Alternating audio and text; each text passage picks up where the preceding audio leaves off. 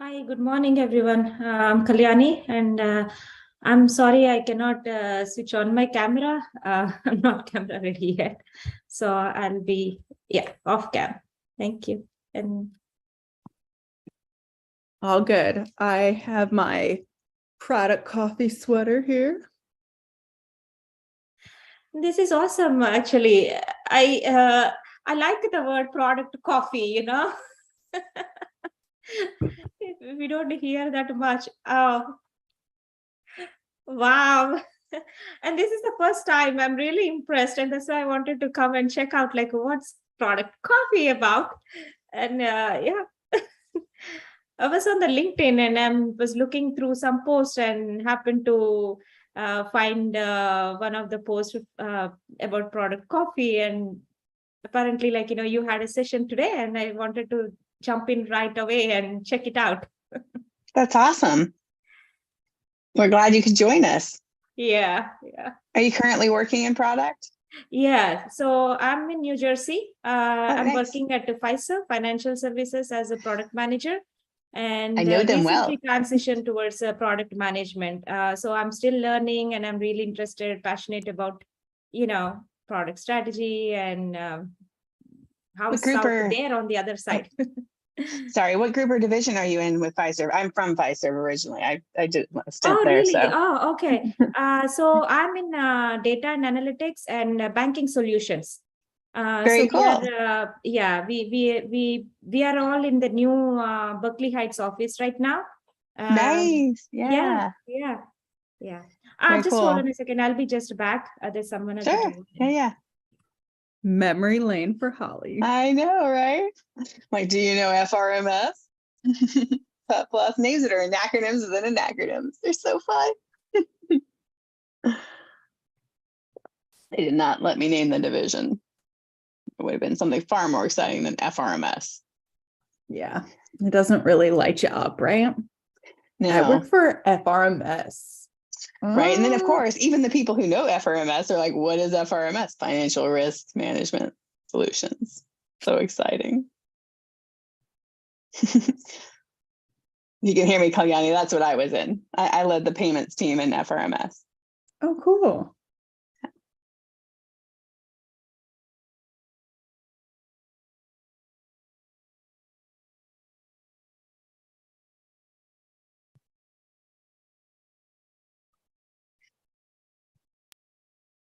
You have to tell me, Joey, how many cats can you hear in the background? Just curious. Oh, excellent. Awesome. You never know what your earbud's picking up. It's also raining pretty hard where I'm at. So.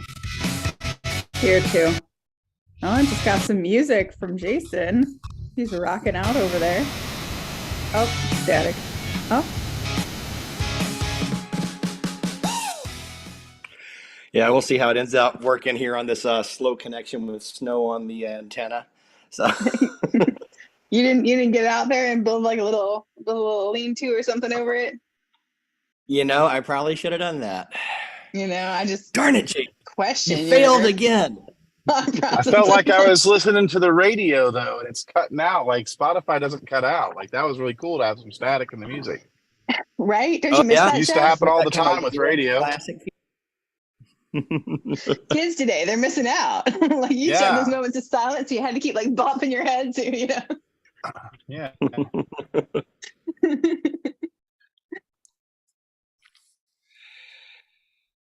Although maybe I just always have terrible phones because I know that I use Pandora a lot when I run, and like that's always kind of had times that glitches for me while I'm running, and so that's just frustrating. And I've learned that Holly cannot look at the screen trying to figure that out while running, because that's how you run like literally into a tree. Or other people. Or as Jason can attest to, possibly a trash can. Not what happened that time, but still. Oh man. Well, no, it literally jumped out. It ran out in the street in front of you. It wanted a hug. I will maintain that till the day I die. I love it. Much better than suicidal trash cans at the Peachtree. We were running the Peachtree Road Race last year.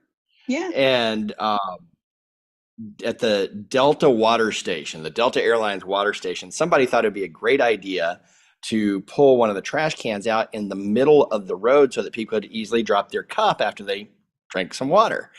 And Holly and I are just running along and chit chatting, and that trash can just jumped out in front of her. Yeah. Yep. Totally. Of course, I turned my head to like say something to him.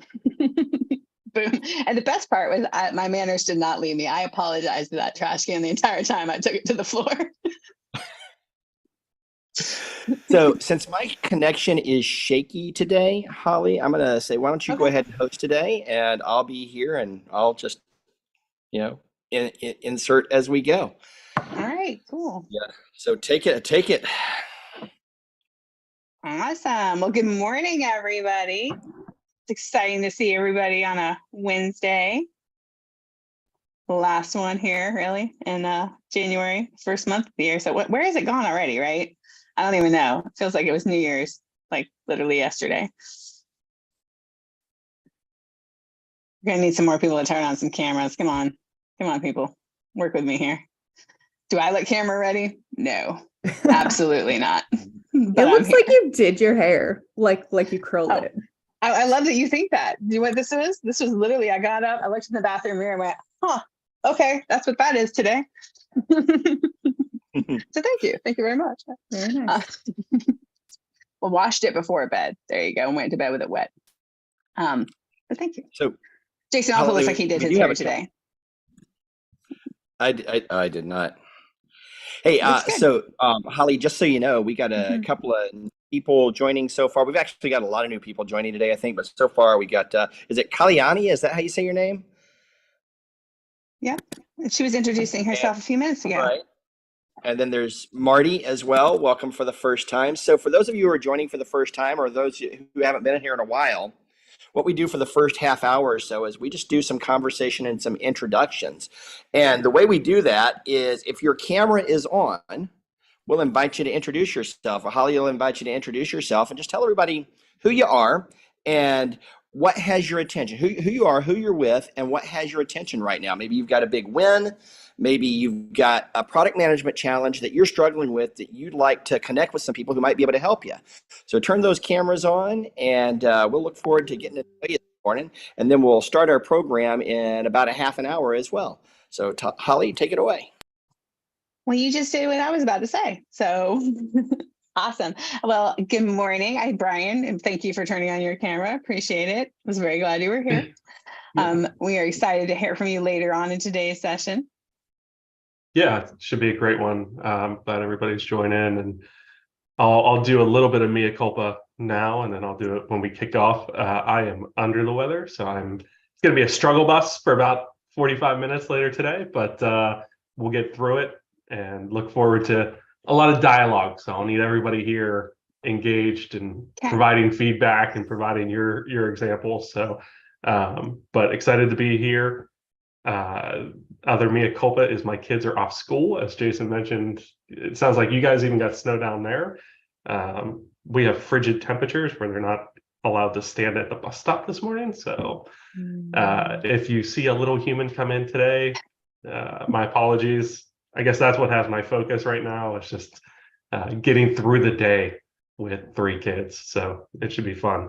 But no, I think the other things that have my focus are we have 2 new products that we brought to market in Q4 last year, and just keeping them on track and growing and learning from them. So should be a good time. That's awesome. And I don't think that you ever need to apologize for little humans. So yeah, I think that's totally acceptable. But thanks for the pre-warning. We'll look forward to some additional guest speakers should that happen. They're not shy. So the same can be true for my cat. So I'll give him a culpa right now, because there are 4 and 2 of them are doing the zoomies room to room. So if you hear strange, sounds like a sports car pivoting around the corner, probably a cat powering off the couch to go attack another one. So never know what you're going to hear there. Hey there, is it Robert? Your camera's moving around a little bit, but it's good to see you this morning. And I appreciate Jason calling out the new folks here. Don't quite have all that figured out for how I can see that.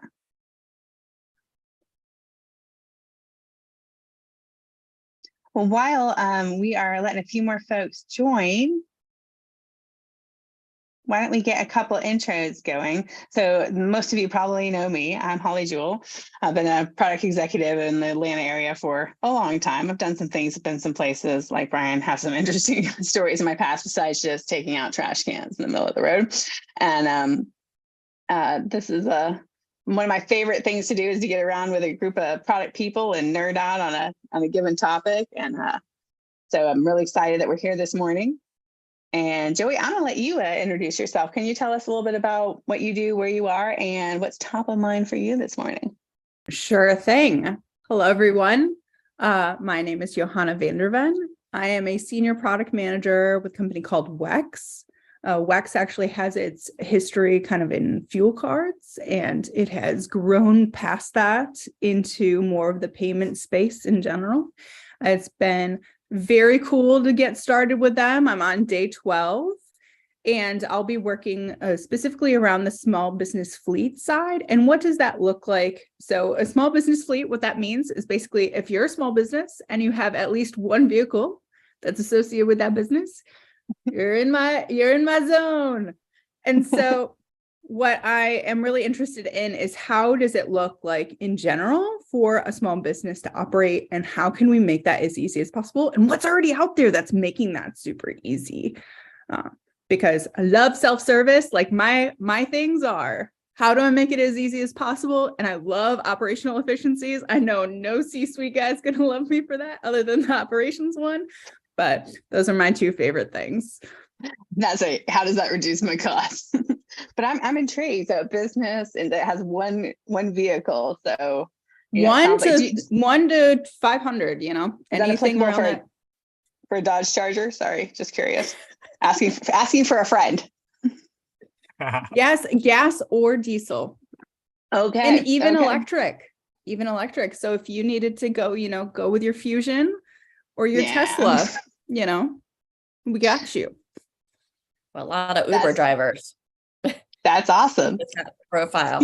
My understanding is that, taxi services have been part of our lifeblood in the past. So we dig it. Enterprises even, That's awesome. For those that don't know, Jason may have a Dodge Charger. That's the important phone for a friend. So Edie, you're up. Why don't you go? Tell us about yourself. What's top of mind for you right now? Well, hello, everyone. I am Edie Kirkman, and top of mind for me right now, I started this contract gig at Equifax to help them do a bunch of M&I data things.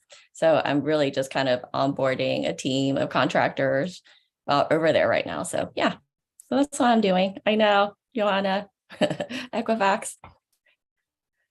Marty too, I think, right? Sounds like we got a bunch of Equifax people that I feel good about my credit score right now. I feel like it's in very good hands. I know that may not be the part that you're working on the data for very directly, Edie, but I feel really good about that. Yeah, like that. Lots of data. Years ago. Felt very bad about that. Hector, my friend, it's good to see you. How are you doing? Doing great. Hello, everyone. And Jason, Brian, looking forward to your talk, Brian. Anyway, just wanted to say hi to everyone else as well. And what's on top of my mind right now are two things. Number one is the flood of posts that I've seen on LinkedIn and others about people who are being laid off from different companies. There's a whole litany since the beginning of the year, unfortunately. Many of them are top-notch product people. And at Product Camp DC, what we've been doing is figuring out how we can help each other, support each other, and encourage each other as we're now in the job-seeking process all of a sudden. And we're in the process of setting up an entire program for those who are in the job-seeking process, and specifically focus on product people that want to find their next product job opportunity. So we have a job series that is coming up starting tomorrow. It's actually half hour, 4 weeks in a row. And the sign up is on Product Camp DC. I'll be sharing this information via chat for those of you who are interested. But also what we're doing is a step above the next Product Camp DC, the live discussion that is going to be set for second Thursday of February.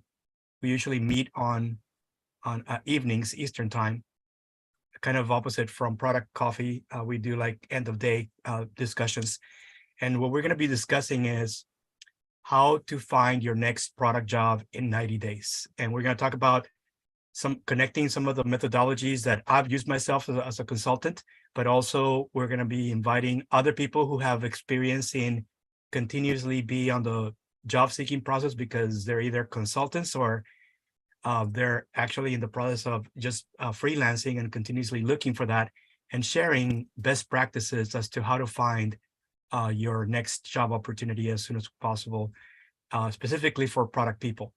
And again, that's on our website. So I'll be sharing that information. If you guys want to sign up, these are free events.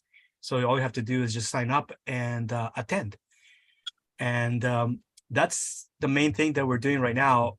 The other thing that I want to connect with, I think what Jason is doing is the utilization of AI in product management.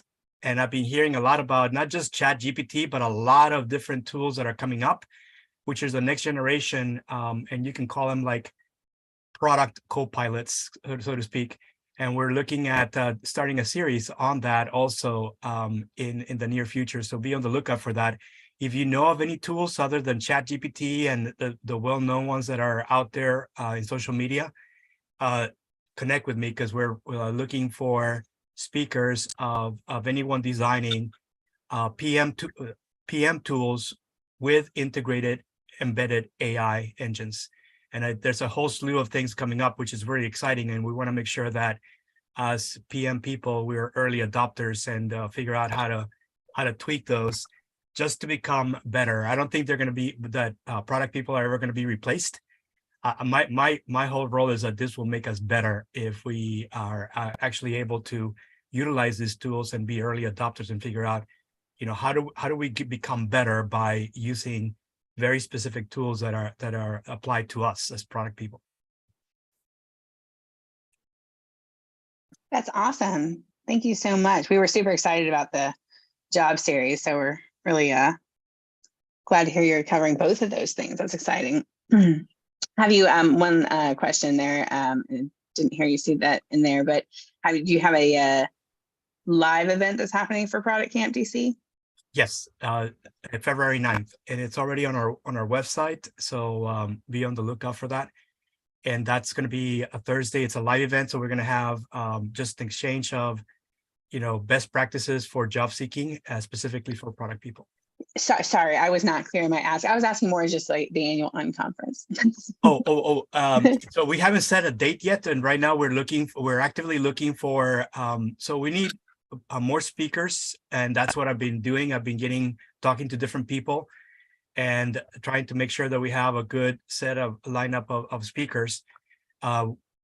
Myself, I'm planning on attending some of the product camps that are coming up. So Pittsburgh is coming up in April, and a few other ones that are going to be in the spring.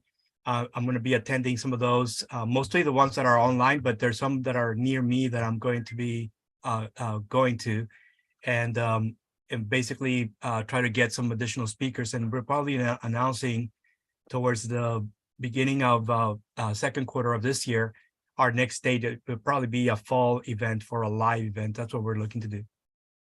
Gotcha. Thanks for sharing that. Just like to try and keep tabs on where all the product camps are happening, like yourself. Kind of a product camp group. We have opinions, we'll travel. So I will see you in Pittsburgh. And if anyone else knows of a product camp happening near you, please let me know. Yes. I think the future is hybrid, however. So I think that more and more it's going to be a combination of online and in-person events. And that's what we're doing ourselves, is a whole bunch of online events because we've been doing them for the last couple of years. And they're working well even now, as people are still very busy. As you can see, you guys are getting a lot of people, a lot of interest every week. And we're seeing the same thing. But I think in person also is for other people that are able to attend in person, and we're planning on supporting both. Yeah, it's half the fun, right? With a product camp. I totally agree. I think that it's good to have the hybrid model for you get a wider audience, right? Obviously, Product Coffee was spun out of that. Let's talk to the whole world. Why limit ourselves to one city? Let's get everybody in the conversation. It'll be richer as a result. But I do think there's something to be gained, certainly the energy of a live event. So that's exciting. I'm going to move over to Brian. Good morning, Brian. How are you doing today? Hello, I'm good. Awesome. It's so good to see your face. Want to tell us a little bit about what's got your attention this morning? Well, what's got my attention is I'm on day 7 of a new job. Congratulations, Brian. Thank you. That's awesome. Yeah, thanks, everybody. Yeah. After a couple of years at FanDuel, I have just started leading product and design at Buzzer, which is, the premise. It's the founder is the used to run lives, content and sports partnerships for Twitter. And what we're doing is you tell us players you like, teams you like, bets you have, games you care about. We have some logic running in the background that discovers when something exciting is happening, and then gives you access to the live video for either a small micropayment or like a pool of credits that we've just developed. So kind of an alternative way to look at sports rather than watching rather than paying like $200 for NBA League Pass or something like that. So we're working with the NBA and with ATP for tennis right now. More is coming. And so what has my attention is this is my first time in a startup in a while. And so kind of trying to find my figure out what makes this environment different from the kind of bigger environments that I've been in, and what are the most effective steps I can take to help move things forward here. We've got an awesome asset in the live video, but we got a lot of work to do on the app experience and on building the team. Yeah, one tip: less PowerPoints. That's one of the major differences. That will be fine. I try to do like a back of the envelope exercise once, and like how much time of my life have I spent in like PowerPoint, Google Slides, and whatever. And don't do that. It'll make you sad. Yeah, very. I did the same thing when I should have been staying up till like crazy hours doing the PowerPoint. I got distracted and stayed up till crazy hours trying to figure out how much of my life was being sucked up by PowerPoint. So yes, it's very heartbreaking. Like time spent on things I love doing, time spent doing this. Yes, very depressing. Well, congratulations, Brian. I'm super excited for you. As you were talking, there was a lot of me in my head going, sports. Yeah. But that sounds awesome. It is cool so far. Thank you. The people are great. Very exciting. Allison, good morning. How are you doing? Good morning, Holly. I knew you were going to call on me next. I was like, try to do something. Got your next to give you the 3-minute warning. That's fantastic. Good morning, everyone. My name is Allison Herbert. I'm a product manager at Snap Studios in Phoenix, Arizona. I sit on the East Coast. Look, I almost said West Coast. I've almost made it over. But so working on the East Coast, West Coast group, what has my attention? About a half a dozen things at the moment. This is my first product coffee for the year, which is embarrassing to admit because I feel like I was a regular attendee. But I've been really busy with some client kickoff engagements. And looking forward to going skiing next week. So my brain is trying to empty all the things out of my brain before I go run away into the mountains. That's what I'm excited that you know how to ski. I have fun facts. I have always wanted to ski, but I think I'm a bit terrified about it. It's not pretty. It's not pretty, Holly, I promise you. My parents always told the story that they went skiing for their honeymoon and my mother broke her ankle. Now I'm questioning this story, but anyway, for different reasons. Yeah. I've always been afraid to go because I'm like, if anyone was on at the beginning when Jason was talking about me taking out a trash can just running, I can imagine that it'll get worse with skiing down a hill. So. Yeah. It's taken me some time to feel comfortable with it, but it is, I don't know. We'll see. This might be my first Black Diamond run this trip. So we'll see. The group I go with have been egging me on. I'm like, but really, it's really steep. And what happens? So my helmet is green for a reason for anybody that knows about skiing. So I don't even know what that means, but that sounds awesome. It's a beginner level course. And so like the safe trail to be on, it's green for a reason. So yeah. Gotcha. I'll be on the kids slopes, wherever those are. Yeah. Awesome. Cool. Thank you for letting me speak. Of course. Scott, my friend, how are you doing this morning? Hey, good morning. Hey. Hey there, how are you? Hey. I'm doing all right. I'm just getting going for the day. And your question was, let's see, what's on my mind right What do now? you want to talk about? So, Yeah, what's top of mind for you? Yeah, what's on my mind is like I'm one of those people impacted by the layoffs. I was impacted in early December. So right now I am talking to a bunch of recruiters and things. And one of my big dilemmas or quandaries is do I really stay focused on finding a job with meaning, and job in healthcare is really what I'm looking at. I've been in the healthcare space for a while, or do I need to, should I diversify? Should I look at trying out some new industries? So that's what I'm thinking about right now. Totally understand that. Join the club, right? I think we should have a whole side therapy group about that. And we were thinking about doing something very similar to what Hector's doing. So I'm really glad, that we've got that happening in the product space, a place to go and really focus on that side of product management topics, because it is important for many of us, certainly impacted by all the tech stuff that's gone on. So tis what tis. Digital hands to see who's impacted by the layoff and who's looking right here in this group that we can help each other. Yep. Always a good idea to do. Absolutely. Thank you. Thanks, Edie.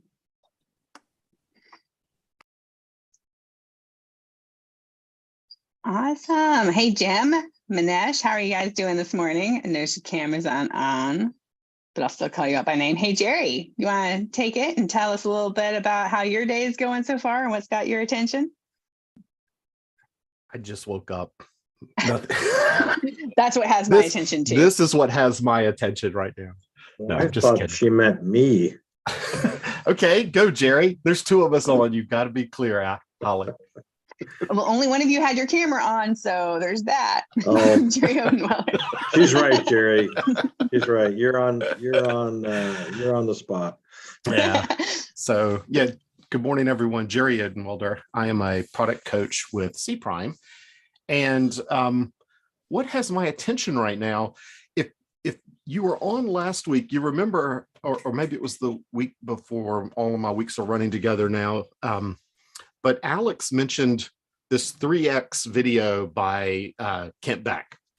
And so I went and watched it, kind of thinking, all right, I like Kent Beck. I like to hear him speak, and was blown away and kind of had this aha epiphany moment about some things I had thought about with the way companies change over time, and had always wondered like why the behavior was the way it was. And in this video, Ken explains it really well, using the sigmoid curve, and products being, or companies being an expand or explore, expand, and extract. And so that's what has my attention now, is like all of these things and thoughts and ideas I've had about how companies and products grow and change over time. Thinking about that curve, and about how as a product manager, you behave differently and you do things differently depending on where you are in that curve. So that's what has my attention right now. That's awesome, Jerry. Yeah. Appreciate you sharing that. I'm going to bounce over and give Jerry C for a chance if he would like to speak. Sorry, other Jerry. Jerry number 2. He was here first, so I think I would be Jerry number 2. I think I was around way before Jerry was. I was trying not to be ageist, okay? I've been guilty of this before. No, that's okay. I'm Jerry the younger. Yeah, when you're over 100. Oh, When you're over 100, you get went that there. lot, Holly. Yeah. And Good morning on this rainy Georgia morning. Yeah, so what's on my mind right now is pertaining to this community is the conversations I just heard, is all the angst and anxiety about work and the job market. I'm a coach and a small group moderator, and this stuff comes up all the time. yeah, it's just, you know, when people were riding the wave a couple of years ago, it was almost like you knew there had to be a correction, but that doesn't make it any more fun. That just, it's never easy. So that's on my mind right now. I definitely second all of that. It never is. So I appreciate that. It's definitely top of mind for many, and certainly when you see your friends, and people we talk to, every week, right, being impacted, people we know are excellent in their field. So it's not a matter of, oh, you did a thing, or maybe you just actually sucked at your job. It's really, just what's going on out there with the market today. I think we've got at least time for one more, and I really want to say hi to Robert. Is it Robert? Am I missing or am I adding an O? Mr. Kinsman, we cannot hear you.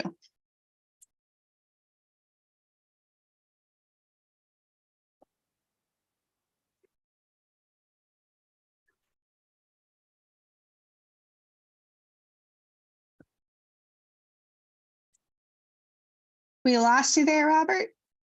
I don't think we could hear you. Yeah, I think some technical difficulties. Well, that is a shame. No. Can you put it in the chat, Robert? Yeah. Anyone who's not in the chat. on camera, excellent idea, Edie. Anyone who's not on camera this morning, we totally understand any of those reasons, although I would argue, do you see this? This is not camera ready. Oh, there he is.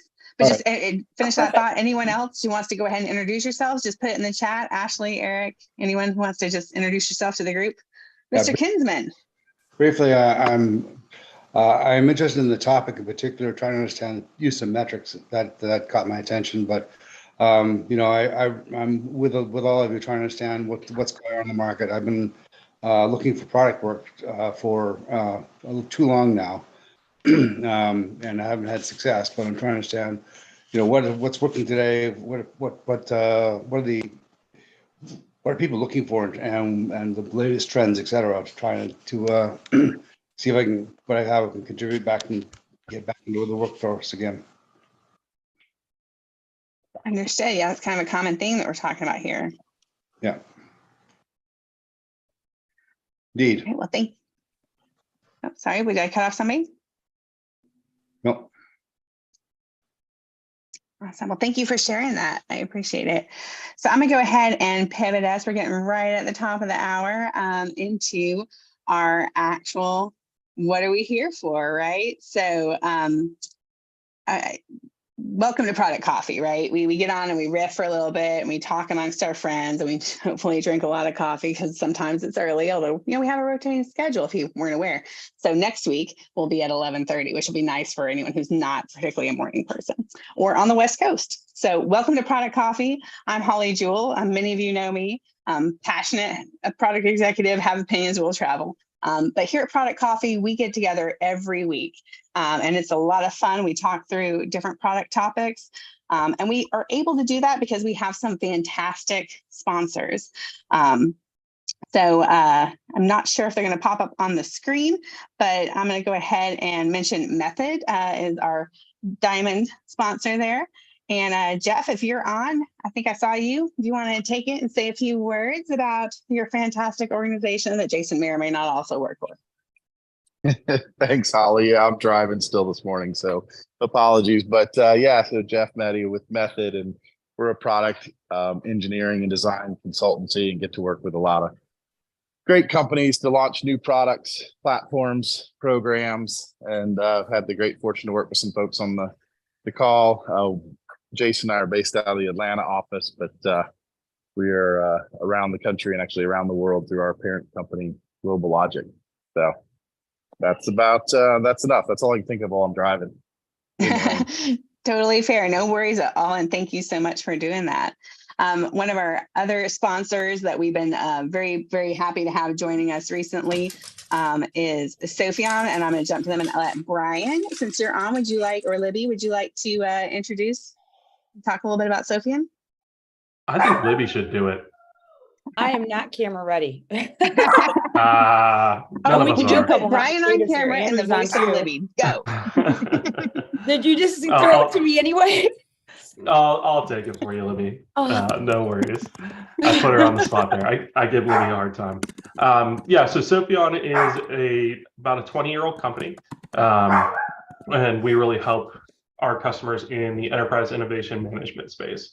And we have a legacy product called Accolade that is really the kind of the portfolio product. And then we have 3 new products that we've added over the last year, really aimed at project managers and product people to help them in their day-to-day life and help them be better project and product people. I always talk about Sopheon being kind of the coolest company you've never heard of because, you know, we're helping our customers really innovate around some really cool spots. We've got CPG customers that are trying to create healthier foods and combat some of the challenges we have with rising healthcare costs. We have chemical customers that are trying to figure out how to make chemicals more sustainably. So really inspiring stuff for us to help with the innovation process around. And happy to be here today. Well, we are thrilled to have you, and thank you so much for speaking to that. I know that I'm just getting to understand Sopheon. It's one of those, you wonder how you've been in a space so long. Hopefully the lighting, which is always terrible in my dining room, is terrible in a way that works for me, and you can't see all the white hair here. But you wonder how you've been around a thing for so long, right, and not known a thing. And when Jason was telling me about you guys and you sponsored Product Camp as well, right? We were super like, wait, how did I miss this? Because I feel like I could have really used some of these tools in many of my past lives and certainly in the future. So very thrilled about that. We're also super thrilled about another sponsor that joined the Product Coffee family this year, Genuine Parts Company. And if you're wondering, that looks kind of like the Napa logo. Yeah, it is. So commonly known to much of the world. Yes, thank you, Jason. Line up your finger just right for me. Yeah, little to the left. No, I'm just kidding. I just want to torture him for a little while. It really makes me happy this morning. But known to much of the world as Napa.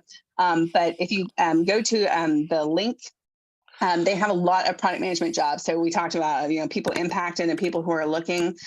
Genuine Parts Company is in the middle of a kind of a transformation that's happening there, and they have a lot of positions that are open on the product side. So if you want to be part of an amazing team that's trying to do something really cool and you like cars or car parts, this could be for you.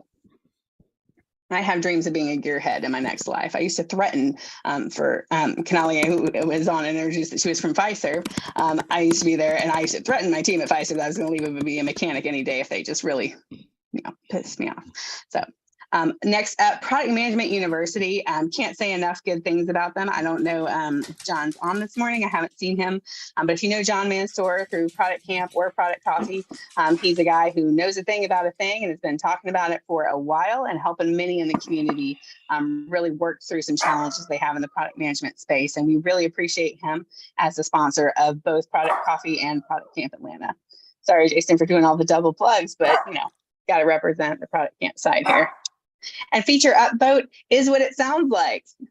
Really cool name, right? It lets you put your features in front of users and upvote, or I suppose theoretically downvote them. I don't know. But to get that user feedback. So that's kind of key to things that we'll be talking about in our next month series, which will be on engaging in discovery. So when you talk about, discovering the discovery process, getting in front of your customer, getting that constant, feedback and keeping them engaged and interacting with them throughout your entire product development lifecycle is so key. And Feature Upvote is a really cool capability that would let you do that in a way that might be a little more easy than, hey, here's a giant PowerPoint, which Brian would love to create. Both of Brian's. I hear a puppy, and it is a happy puppy over there. Before we jump right into today, though, I want to also mention, thank you, Jason, awesome. Our workshop is coming up. So if you registered for the 90-day product plan workshop, you will see an email, or you saw an email 6 minutes ago, that we are shifting that a week. It's been a crazy month, right? There's a lot going on. We said we can't believe how the month has gone so fast. So that is going to be next Friday at 10 a.m. Eastern. Same bat time, same bat channel, right? Just moving that a week. So don't miss it. If you are taking on a new product, new to you product, a new role, it sounds like, right? Many of us are. Congrats again, Brian Huss, and others in the space, perhaps I didn't mention that verbally, but this is perfect, right? Like it's that, how do you hit the ground? And even if you're a seasoned executive, right, you've done that a lot of times, you've taken on many new products. I know for me, it's always a constant refresher. Anytime I'm faced with that, I want to pull out the book, 90-day product. But that's not really focused on product. That's just focused on the overall business perspective. But it's always trying to reset yourself. Like, what are the things that I know, right? But I need to remember crisply top of mind. I really need to put into place an action to be successful and really make an impact in that first 90 days. So I'm really excited about this. I hope you guys are too. And I will look forward to seeing you there. And with that, I think, oh, yes, and next Wednesday, right? So that we'll be doing another one of these next Wednesday. Yep, awesome. And so next week, talking about that series, right? This is the first in that series. And we're going to kick it off with a little bit of a friendly debate. So we have an expert, I think we would all agree, team of panelists or participants here for the roundtable that are going to kick that ball around a little bit for us on the Zoom and discuss how practical is continuous discovery.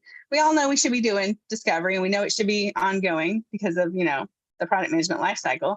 But just how practical is that? Where are the right points to interject that in the process? How should that work? How do you overcome some of the challenges that we all hear about, right? There's practice and then there's real world, right? And so when the two collide, you get some interesting things. So I'm excited for this session as well, just to really hear from some of these folks on how you address those challenges and how you can really put that into play in a way that's practical. So we're gonna debate it out, see what we think about that. And with that said, today, what are we here to talk about, right? Let's reset, let's reframe on that. So today we're here to talk about, well, we started with a new product, right? We're maybe 3 weeks in if we're just thinking of the series timeline, not Brian Huss, but we're 3 weeks in. And so if we talked about how we evaluated the product, how we assessed the product, how we build support, as our last discussion, how we kind of get things going in motion and build that trust in our team so we can start moving forward and making a difference with this product. Now we want to say, how do we measure success? Whether we're successful now or we're hoping to be successful soon in the future, when we get there, what does success look like? And I think this to me is so important because I can think of many, many times I've inherited a product and wasn't really clear on why we were measuring the things we were measuring, if things were being measured in fact, right? And what that meant in terms of success, and were those the right things, and what should we really be focused on? So I think this series also has been very relevant and top of mind to me for that reason, and I'm really excited to hear from Brian today on what are the things that we should be thinking about there. How do we realign that? How do we determine what we need to do? Before I kick it fully over to you, Brian, though, I do want to mention, as I think Jason's trying to show us here, the productcoffee.com/notes. If you go to that URL here, you'll have the notes document. We do try to all take notes as a group here. So I love the dynamic chat, keep it going. But if you're putting something in the chat and you think, hey, this would be great for posterity, we don't publish the chat out there publicly, at least, at this point. That's probably good for me because I say a lot of rando stuff when I'm not speaking in here. But we do try to put anything relevant into the notes document. So instead of just taking your own notes on a notepad, try to type them, capture them in the document. If you see something interesting in the chat, I will welcome you right now to go ahead and just copy paste that into the notes document. So as Hector shares stuff about Product Camp DC or things that come up with the chat, reference materials that people mention as we're going here, or things that Brian says that are brilliant, obviously, please try to capture them into the notes document. Sound good? Whole team's in, everyone's going to be on point for that. Shared responsibilities. All right. Brian, do you want to introduce yourself a little bit and then take it away? Yeah, that sounds great. So I'm going to share my screen here, and hopefully, this will be a relevant topic for multiple reasons, right? I hope this plays into the 90-day series, and hopefully is one of the things that people will do in the first 90 days is identify, what do we want to track? How do we want to define success? And then also relevant for many of you going through kind of what everybody's going through with a looming recession, or maybe it's already here, but really proving your value as a product manager and the impact that you're having on the organization. So looking forward to the conversation. We're going to talk about the 3 factors to consider when you're identifying which metrics to track as KPIs. And I'm going to try and move this up here so I can actually see you guys. Okay. And this is something that I've spent a lot of time on over the last year, because our new product was really aimed at being able to prove the success of your product. Are you doing the right things as a product manager? And being able to show the impact of your work on the key metrics for the business. Before we get into it, I will talk just a little bit about who am I, why am I here? Why should you listen to me on this topic at all? So I am a Pittsburgh, Pennsylvania boomerang. I grew up in Pittsburgh. I went down south for education. I went to the University of Florida. Not to brag, but I was there when we won 4 national championships in 3 years, 2 in basketball and 2 in football. So I take a lot of credit for that, because they haven't won any since I left. So I think that was mostly me attending and being there. But now I'm back in Pittsburgh raising my kids. I'm the director of product management at Sopheon, and I've really spent the last decade plus of my life in various industries and product management.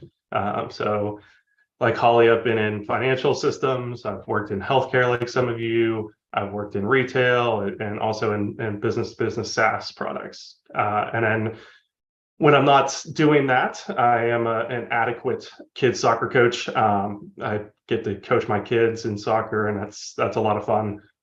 So I just recently took over as our president for the youth association here, and it's lots of fun. Now I get every parent yelling at me, not just the ones that I coach. So it's going to be great. And so I'm loving that so into hard. this, I'm so sorry. I'm loving that so hard. That is awesome. It's so much fun. Kids sports would be great if it worked for the adults. But that's a totally different topic. We can have a different discussion around. But as I mentioned, really the product that we've been building over the last year was really aimed at helping product managers prove the health of their product, right? And a key component of that is really connecting the work that your team does to the results that it bears for the organization. And so today we are going to go into those 3 factors that we think are super critical when you're trying to determine which KPIs matter, right? And so we'll jump straight in. As I mentioned before some of you got on, I'll do a quick mea culpa. I've been under the weather this week, so I'm going to rely on you guys for a lot of feedback, a lot of interaction, and to carry the conversation a little bit as well. And then my kids may run in here at some point because they're home from school for the day. School got shut down here because of the weather. So, but anyways, let's jump in.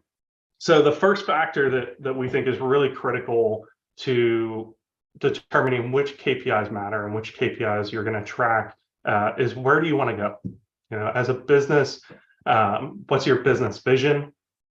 Understanding who your customers are and their jobs and needs. What jobs are you serving?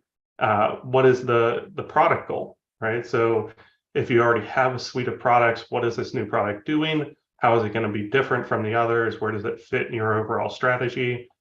This is, to me, the most critical piece, right? So if you don't understand where you're going, any direction is going to work, right? And so creating alignment on where you want to end up is probably the most important thing, right?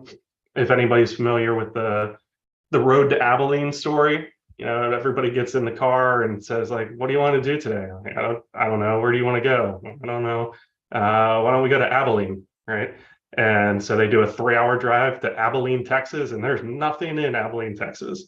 And they get there. Excuse you, there is an excellent steakhouse. Continue. Okay, there's one steakhouse in Abilene, So Texas. the vegetarian. Continue. Yeah, I was just gonna say. So, if you don't understand your destination, you're gonna end up on that road to Abilene and say, why do we care about this? Why does this matter? Why are we doing the things that we're doing? All right. So understanding this is going to be the most critical piece that really gets you started in your organization.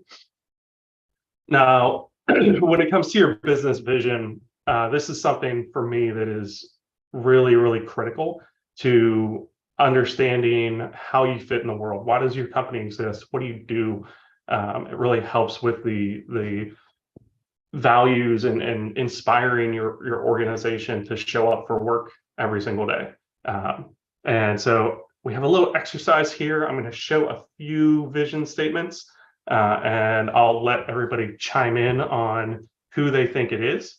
So we'll start with the first one, which I hope is an easy one if you were paying attention to earlier slides. So does anybody want to take a guess at whose vision statement this is? That's yours, right? That's exactly right. So that is Sophion's vision statement. We are empowering organizations to change the world. This is something that I have absolutely loved, and I think it's one of the coolest vision statements that of any company I've ever worked at.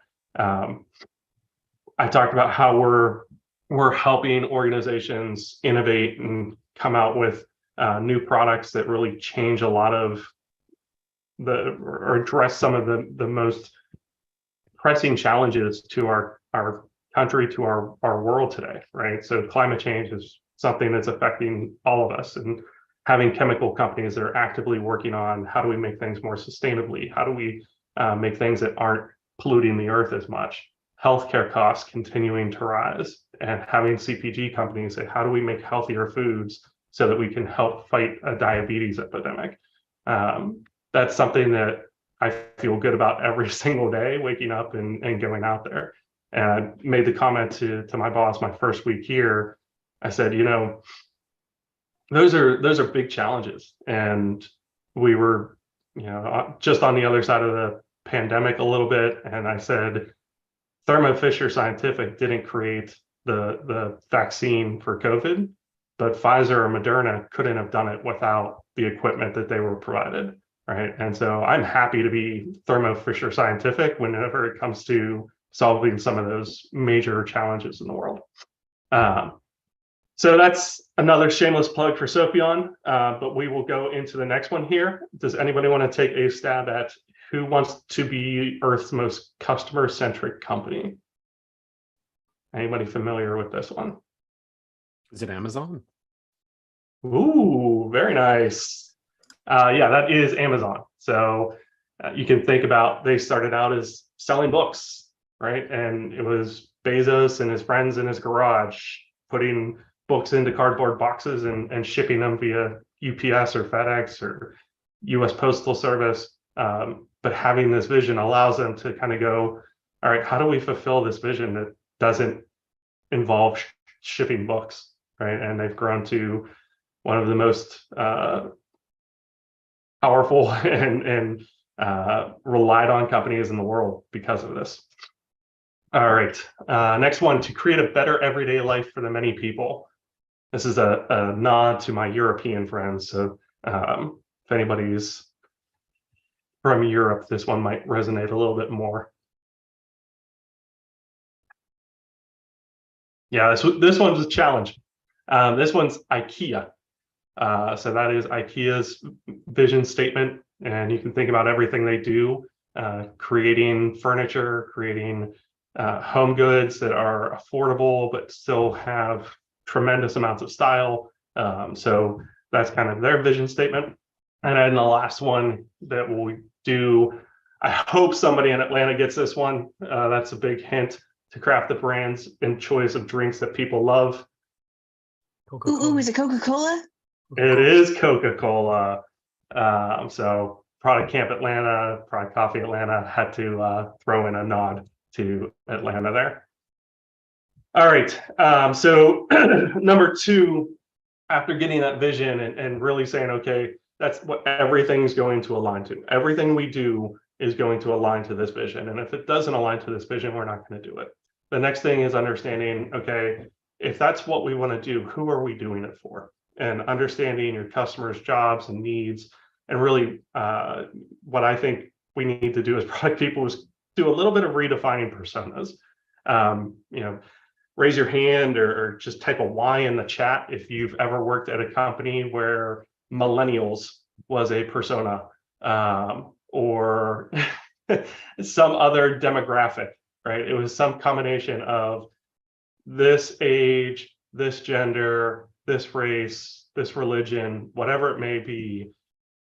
Those can be important things in people's lives, but it's not necessarily what we would define as a persona, right? The persona is really about their attitudes and motivations towards a thing, right? So you can have a teacher who has been around for 35 years that is just as passionate, if not more passionate, about technology's role in education as somebody fresh out of college. And so understanding what their attitudes and motivations are is way more powerful than understanding what year they were born or which bathroom do they use, right? So those are the types of things that we want to really shape around this. We talk a lot about customer jobs to be done. Just keep in mind that the functional job is one aspect of that. So knowing what they're trying to achieve is one piece. The social and emotional jobs are as important, if not more important, than the functional sometimes, because there are existing solutions for most of the functional jobs. The opportunity you have as a product manager and product person is to really create experiences that hit those social and emotional jobs. So for anybody not familiar with those, the social jobs are how you want others to view you when you're achieving that goal. And then the emotional jobs are how you want to feel about yourself during that role. And so to put another example to this, I couldn't remember if this was FedEx or Kinko's or one of the shipping companies that also does printing. But they basically had two personas. And their first persona was the boomerang or the flyby. It was a business customer or somebody that was really familiar with their services to ship. And so they would bring in their packages, they'd drop them down, and they'd be like, all right, see ya. And they'd walk out. And then they realized that, and so they would take the packages and just put them in a pile right next to the front desk. And they started to do a little bit more research, and they saw this other customer persona emerge, where it was somebody that wasn't as familiar, or somebody that was shipping something for the first time or shipping something high value. And so they would bring it in and they'd hand it to the person and they'd pay for the shipping and everything and get their receipt. And then they put that box on the same pile as every other box. But the person would lurk for a little bit and just kind of be like, what are you doing with the box? Like, why is it just sitting there? And so they started to interview these people, and they found that those people needed some type of confirmation that that was actually going to get there, right? And they didn't feel like just having it put on a pile out front was enough to confirm that the importance of their product or the importance of their shipment was going to be something that the company took seriously. And so the solution was they had the exact same pile, they just had it behind the door. So they would take the package and they'd walk through one of those like swinging doors and put it on the same pile behind the door. But just that confirmation that somebody had done something and it's now out of sight in a spot where people assumed, oh, that's where the outgoing packages are, allowed them to really meet the needs of that customer in a different way than they were for a different persona. So just keep those things in mind. The attitudes, beliefs, the context that people bring is extremely critical to making sure that you're measuring the right things. So in chat, this is one thing that I'm always interested in. 1 to 5 scale, how well do you feel like you know your personas and the customers that you're serving? 1 being, what's a persona? And 5 being, I know them like a member of my family. So I'll let some folks throw some numbers in chat. Jerry, that's an 11. I don't know if that's like double ones or if that's like I'm way beyond a 5. Spinal Tap reference. Hopefully it's beyond a 5. Spinal Tap reference. Very nice. Yeah, so see 4s and 3s. Johanna, I've been there. Marketing has theirs, product has theirs, UX has theirs. We even have a so on and consultant so group who forth. have theirs, and so they've all been working separately over years. So it's been very interesting. Yep. Oh, Johanna, that's Yeah, and that's one of the things that's so critical is driving that, hopefully driving that alignment around what are the things that we want to define in a persona. I've worked at places where, you know, a healthcare company will remain nameless, where the role that someone had in the healthcare system was the persona. And so they had a nurse persona and they had a doctor persona. It's like, oof, we're painting with really broad strokes here. So yeah, I would encourage everybody to look at these things, do some customer research, go out and talk to them, and get some of these quotes. One of the things that I found really helpful when you're creating your personas is get a visceral quote that kind of encapsulates people, right? And cuss words are a really good cue that you found the right visceral reaction to something.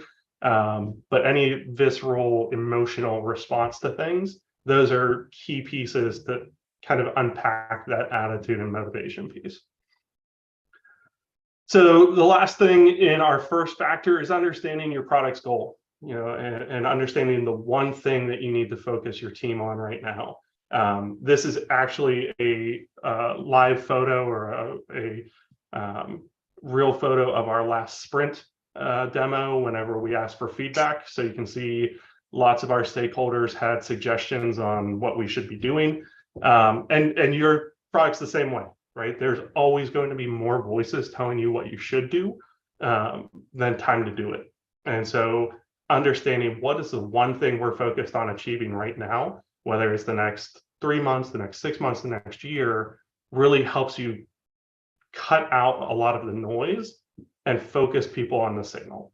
And so that's one of the things that becomes critical to understanding and driving alignment for your team to say, okay, where do we want to go, right? What's my business vision? Who are we serving?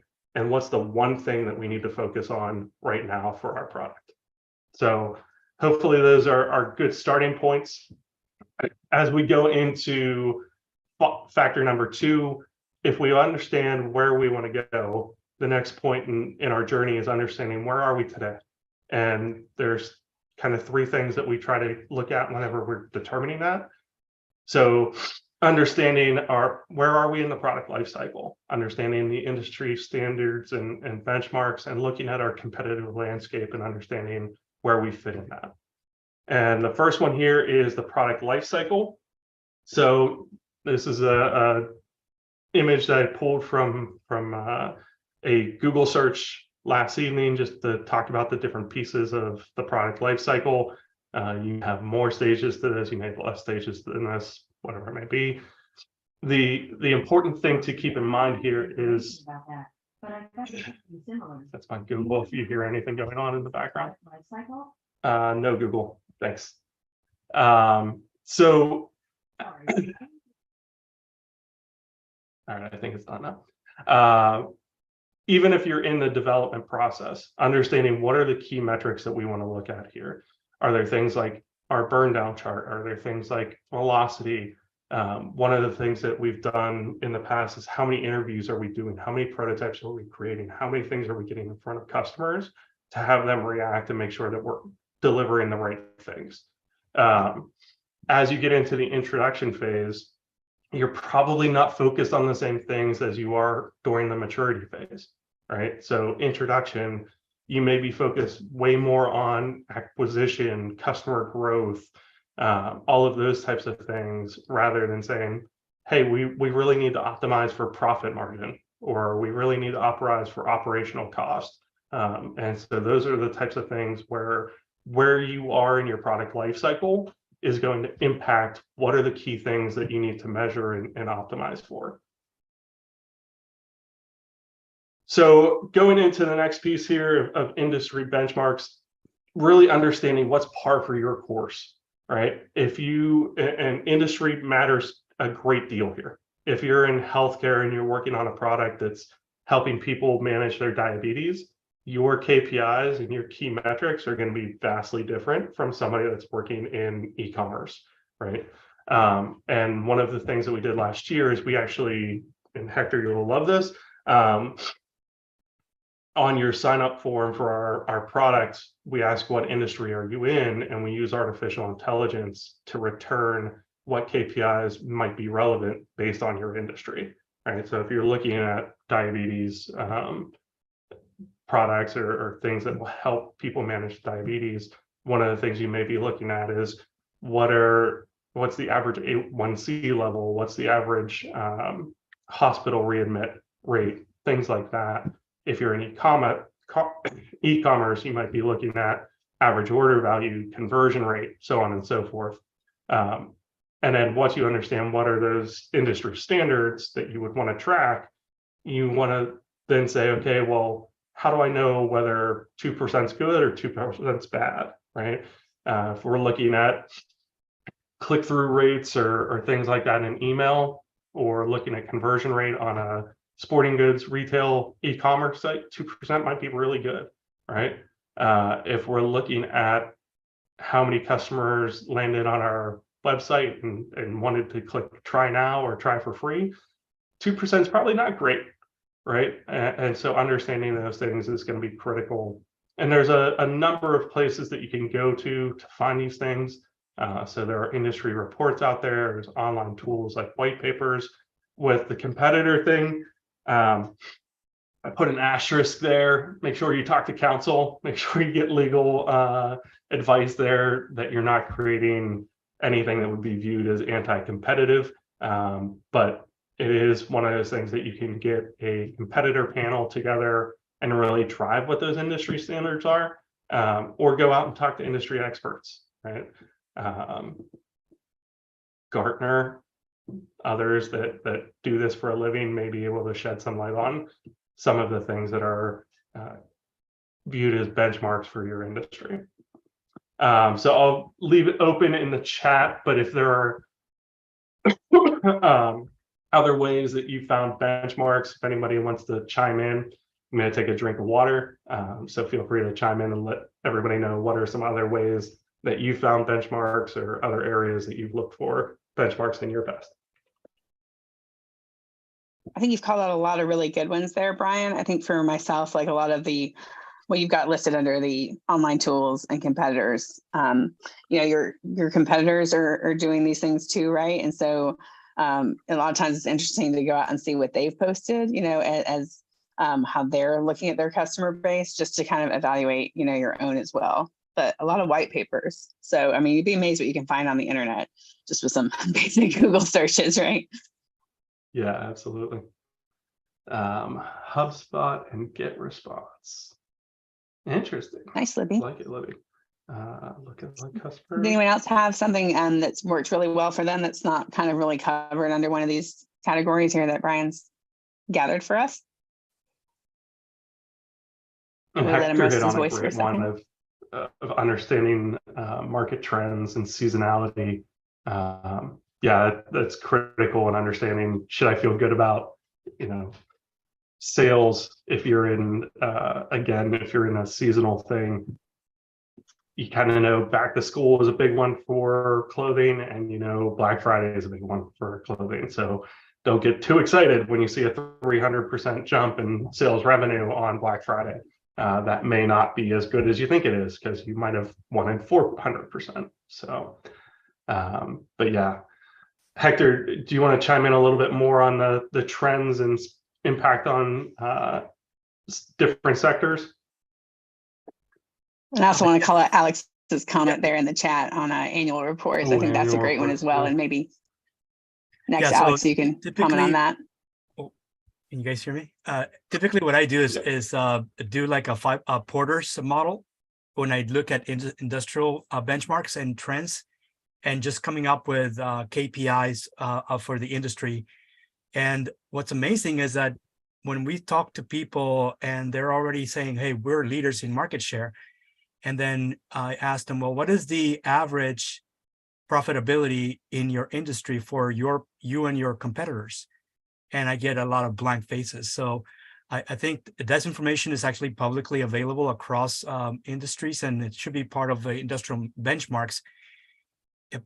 Becoming a winner is not just about creating more revenue. As a product manager, it really comes down to creating more value for your investors, your shareholders, and your customers.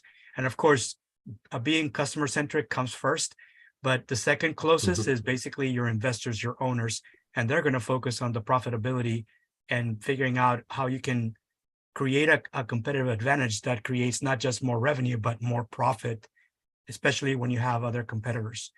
And it's not about how much you're selling, it's about how much you're keeping, so that you can reinvest for the future in your business, no matter what size of company you have. So yeah, thanks, absolutely. Hector. I was just going to ask Brian, Alex posted a comment there as well on annual reports. And Alex, I don't know if you were going to share how exactly you were referencing that should be used. Yeah, what I've done in the past is look at annual reports, and there's often like a little treasure trove of research that they reference.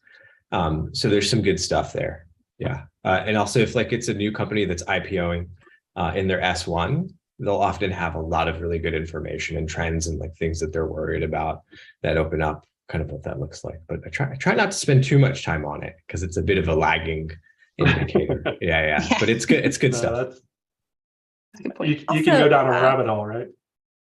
Yeah, the earnings calls quarterly for your competitors are really, really great ones too, especially the key ones for public companies, because they show you how the street is measuring them in terms of things that Hector was talking about. Is the company creating value? And then you're going to see their CEO and, CFO basically saying, okay, this is the up and coming thing, and this is what we're doing. So this is the way that they're steering their company's resources into that new thing, because they're trying to break into something and continue to grow market share. And then you have to pay attention to that as well. Yeah. Yes. Yeah. Great point, Edie. I want to just make one other comment, and that is, that curve that shows that latter part of how you grow, that's reality. Some often growth is messy. If your industry experiences seasonality, and this comes and goes in years, like, for example, long-term trends in real estate industry, whether you're right now looking for residential or commercial, those sales cycles go up and down. Sometimes it's a buyer's market, sometimes it's a seller's market. And you just need to understand where you're in and how long it's going to last, and then prepare for when the market is going to be in your favor. And if you're a seller, you sell when the market is in your favor. And if you are if the market is against you, then you don't focus on just acquiring new customers. You focus mostly on retaining customers and then keeping them happy. And those are the kinds of things that you can track because they may be longer term trends, and you need to understand that, because what you may be working on right now may be for when the next opportunity is in your favor as a seller. Yeah. And I think it also goes back to this slide here, is understanding, hey, if we're in the introduction, if we're in the growth phase, we may not be as concerned about profit, right? We may want to show some profit, but we want to grow more than concern ourselves with profit margin.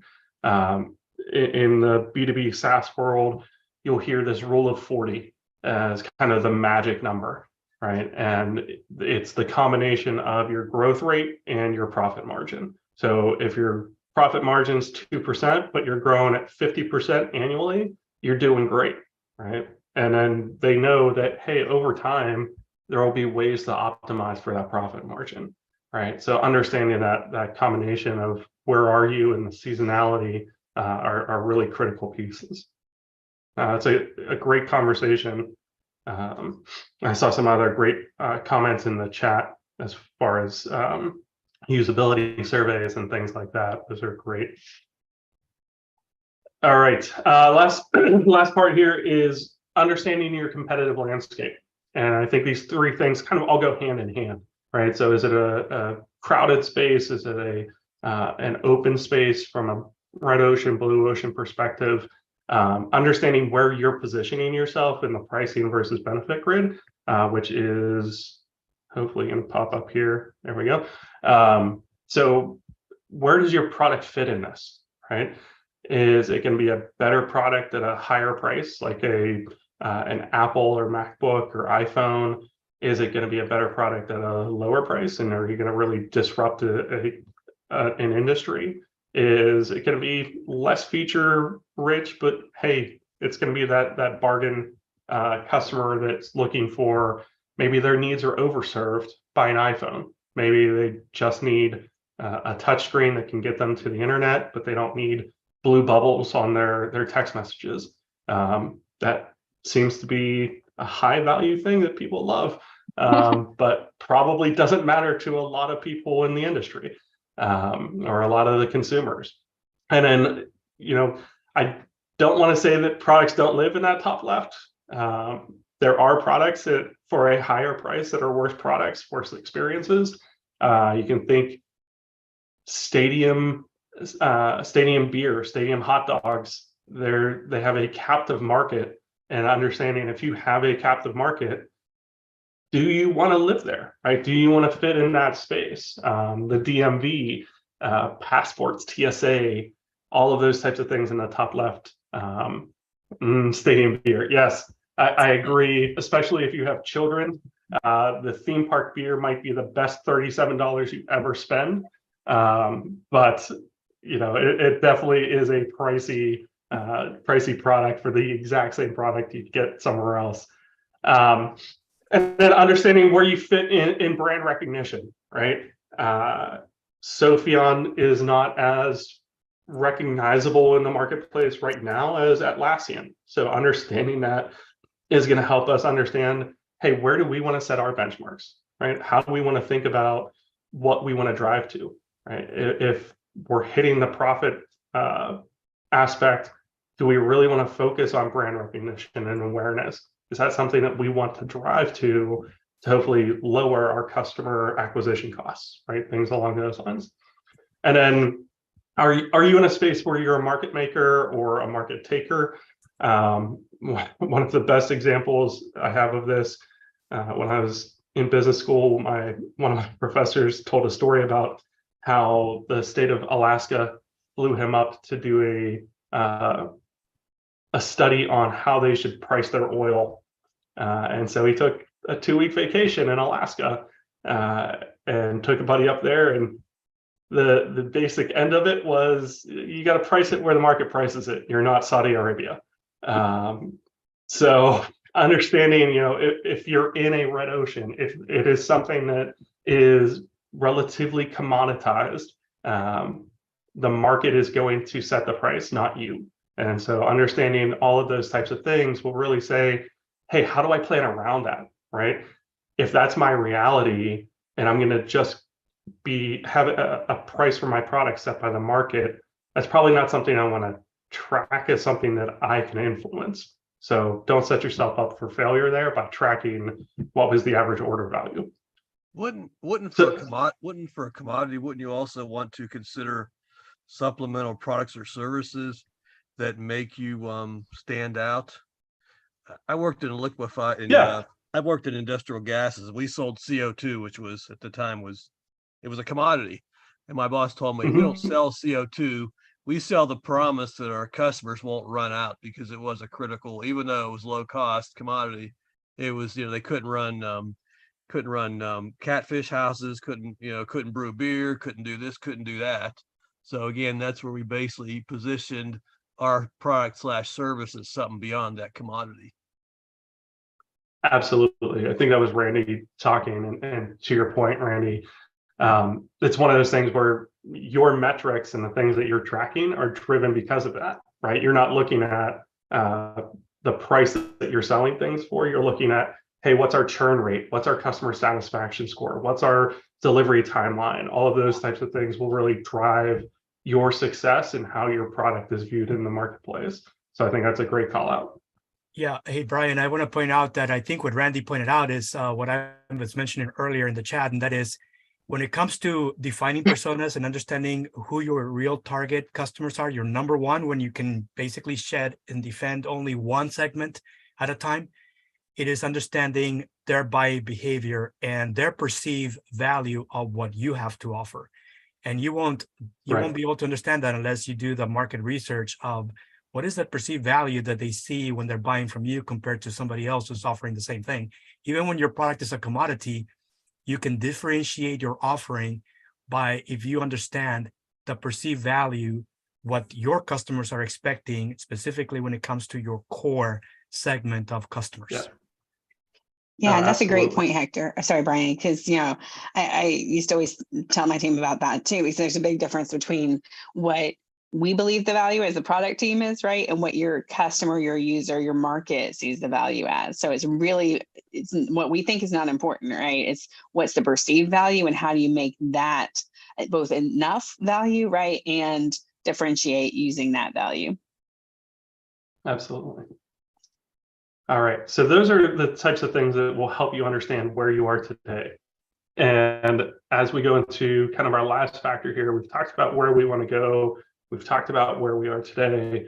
The last logical question is, how will we know if we're moving towards that thing or moving away from it? So how do we know if we're winning or losing here? And 3 key pieces of this is knowing that more of something is not necessarily always a better thing. So understanding what type of metric you're tracking, understanding your Goldberg machine that you have inside of your metrics, and then creating focus with your holy trinity of KPIs here. And so going back to the customer goals is really what you want to focus on whenever it comes to determining, is this a KPI that we want to go up? Is this something that we want to go down? Whatever it may be. So let's look at some examples, and I'll open the floor here in the chat or anybody that wants to chime in. How do you think about time on site? Is this something that we say, hey, the more of this, the better? Is it something we always want to drive more of, having customers time on site, or is it something that we want to drive less? So I see Johanna say less, Jerry saying depends on the product category. Johanna, talk a little bit about how less is important for you. Good morning, Brian. And you can call me Joey. Good morning. Oh, hey, Joey. Yeah, I can change my name so that it's easier. But yeah, so right now, the vision of WEX is let's simplify the business of being in business.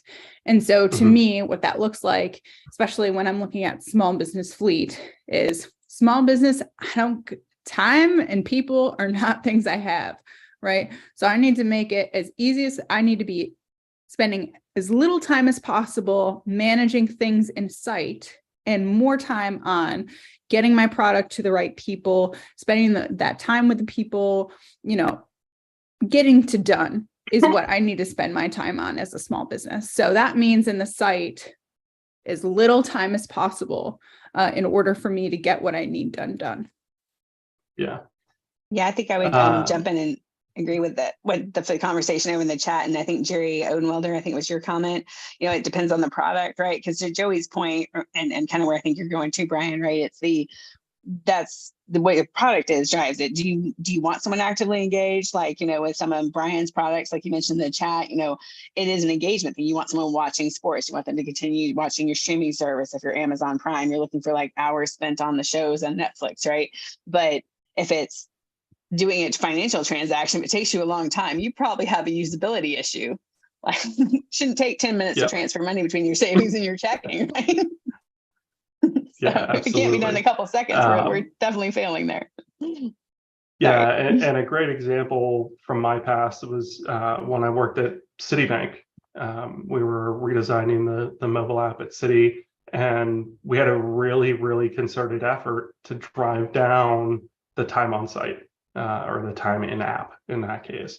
The thing that we really started to focus on was the number of goal conversions, right? So looking at, hey, if they're spending more time on the site, but it's because they're doing 10 times the number of things that they were doing before, maybe that's a good thing, right? But we wanted to drive down kind of the time to goal every single chance that we got. But if you're in a social media product, time on site is one of the most critical things to show investors and other people like, hey, we have a captive audience, right? They spend a ton of time in this application. So it really, to your point and to Jerry's point, it goes back to the product goal, it goes back to the customer goal. Where do they fit, right? And what are they trying to achieve? So those are the types of things that you want to look at. Page views. I think everybody can kind of see where I'm going with this. Same thing, right? So if they're seeing a bunch of pages, great, they might be engaged. Or to the comment in chat, maybe your UX and your information architecture just sucks and they're just clicking around trying to find something.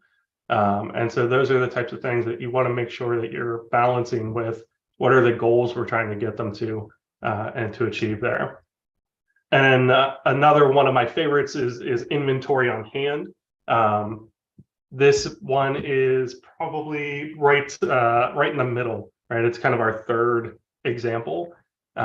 Inventory on hand, you kind of want a sweet spot, right? Like it's a Goldilocks metric of saying, hey, I want to have enough inventory on hand to meet demand, but I don't want to have so much inventory that I'm going to have to mark it down and hit my profit margin. Somebody asked the question of what the tool is. So this is what is rolling out here in the next week or two inside of Acclaim Products. So shameless plug. This is what we're doing with our application, acclaimproducts.io. So you can see there's the cost of goods, which is a minimization metric that you always want to drive down cost of goods, hopefully. There's the inventory on hand that you want to be pretty steady, and you don't want it to get outside of a target range. And then you have your annual revenue, which typically you want to maximize, right? If anybody wants to drive down their annual revenue, I'd love to understand the use case. Always trying to learn different examples, but that's one that seems pretty locked in as something you want to maximize. So those are different types of metrics.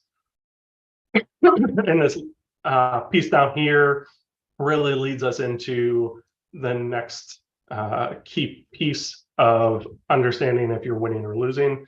So for anybody that's familiar with Goldberg machines, these are great drawings. I think this one is the self-opening umbrella. Yeah, it's there actually, now that I can read again, sorry, little clouded head. But your metrics are really a dynamic system, right? So if you're in e-commerce and you're looking at conversion rate and you're looking at visitors and you're looking at average order value, those things are going to have different levers and are going to have different impacts when you pull the lever on the other KPIs. So understanding what those relationships are, and understanding what are the kind of the more granular metrics underneath it that can funnel into something like annual revenue. So if you're looking at revenue, your average order value is going to come into play, your conversion rate is going to play, your number of visitors is going to play into that.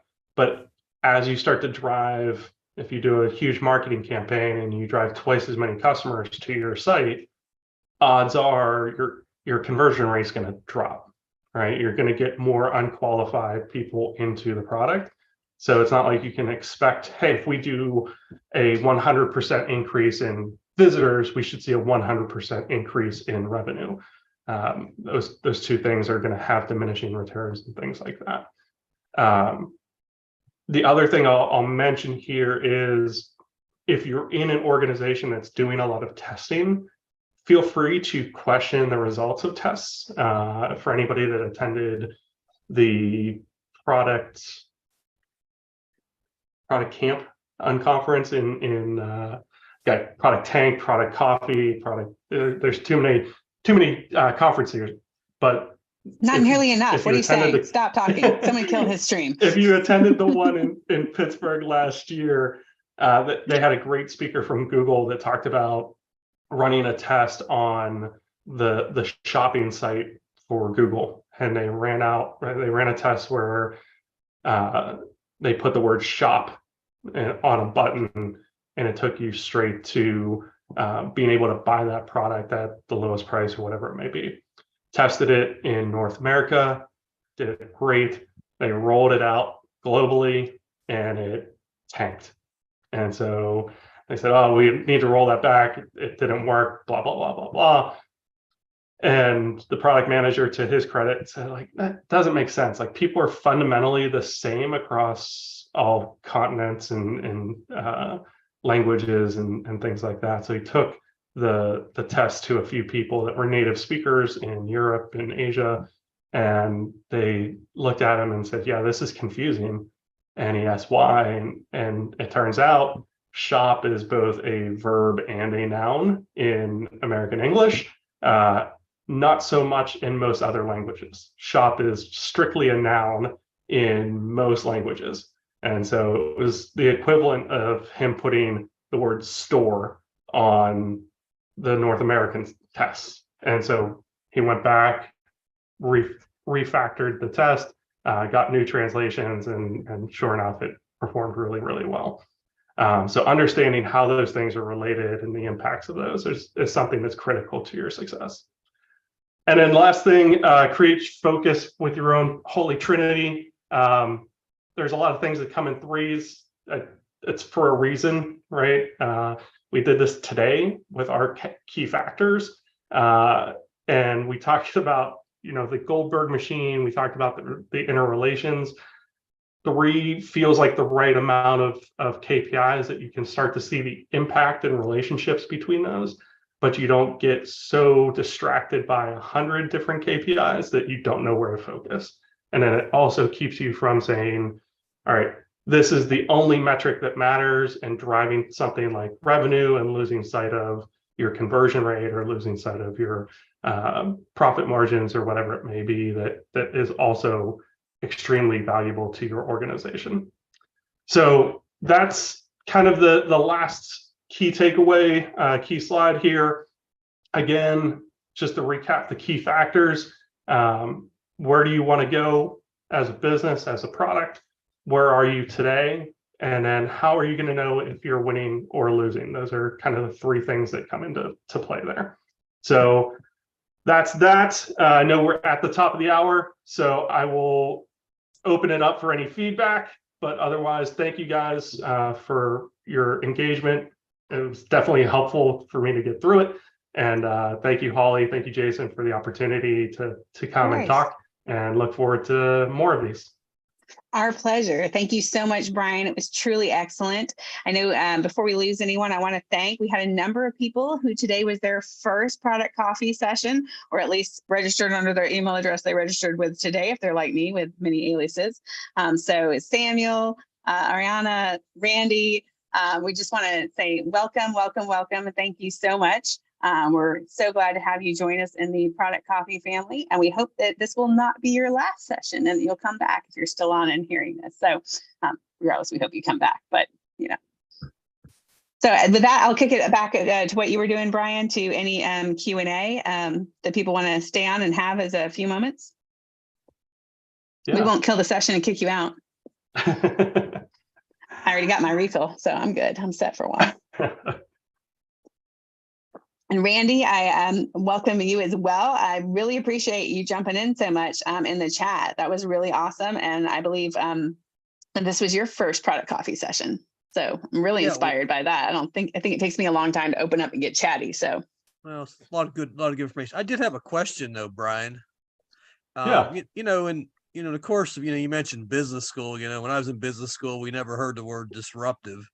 But now you can't I think it goes hand in hand with innovation.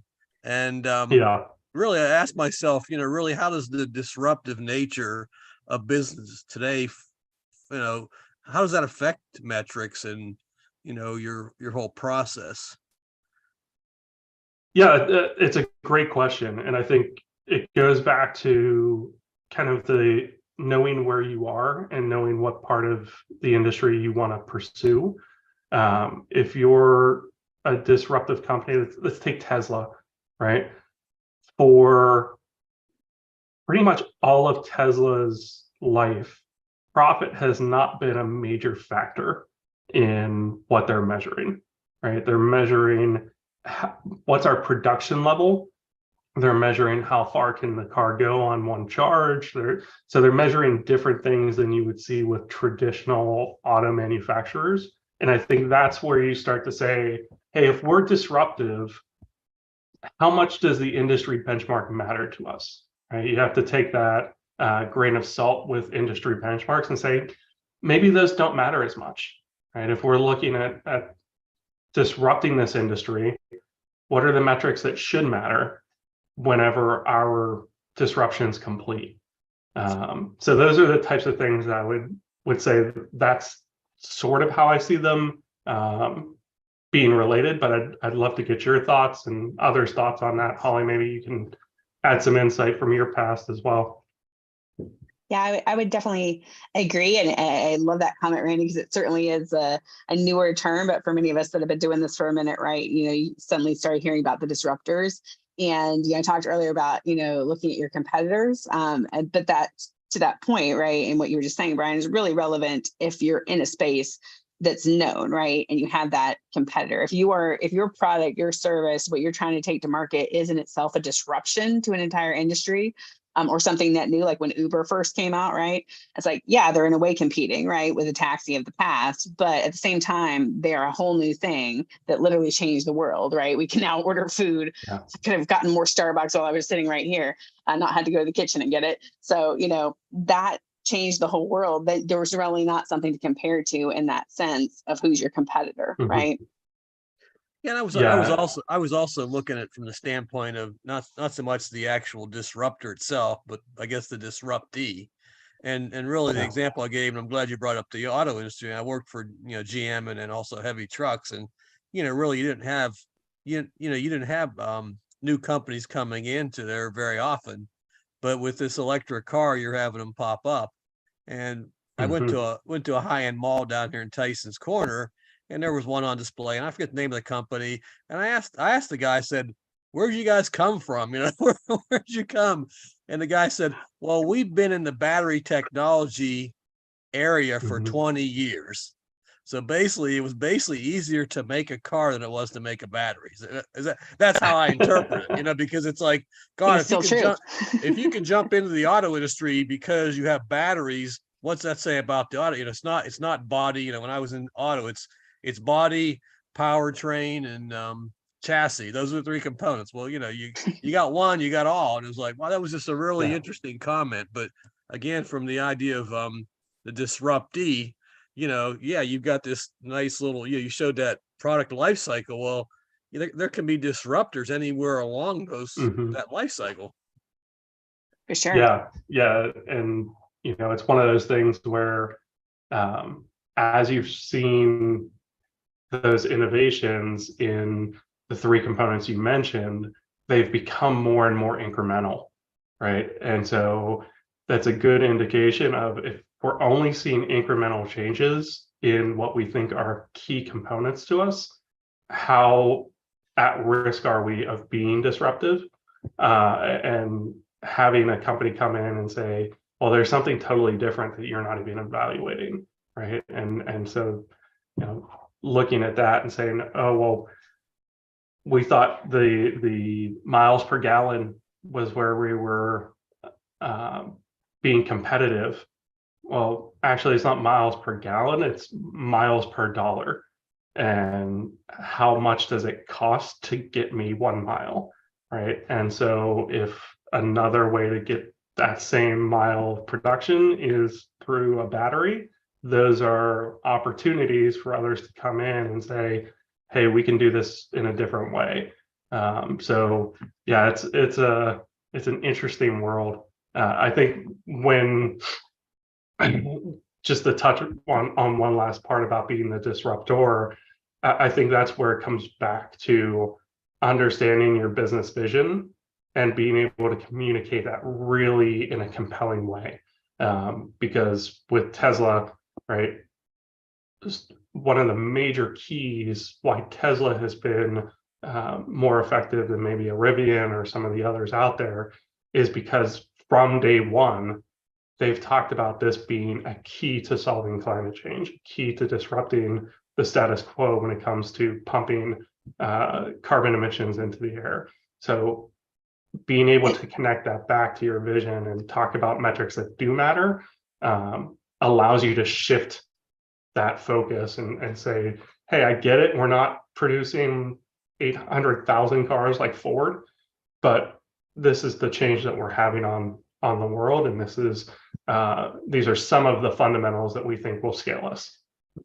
And I want to tie it back. Sorry to jump in there, Brian, but I want to tie it back. And I loved how you laid this out. We started with vision and personas, right? Because when you're focused on metrics, you're at the far end, right? And people are often not thinking about those pieces and how that ties into the what matters in terms of your metrics. What should you be measuring, right?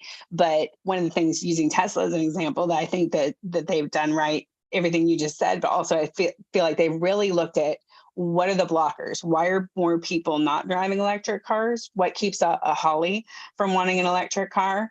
And it's the, you were saying it's not the miles per gallon, it's the dollars per gallon. I was grinning over here going, or the amount of fun I can have in that mile, because if I'm getting paid well, that's kind of my driver, my indicator is like, I mean, how loud's the engine? How fast can I go?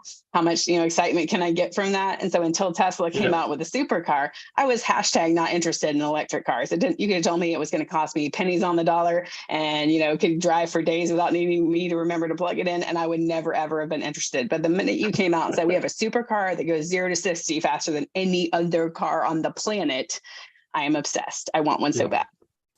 So you got to understand your personas. What's motivating Holly? Why does she want a car? And it's not necessarily because I like to get to the grocery store, because I got Uber Eats for that, right?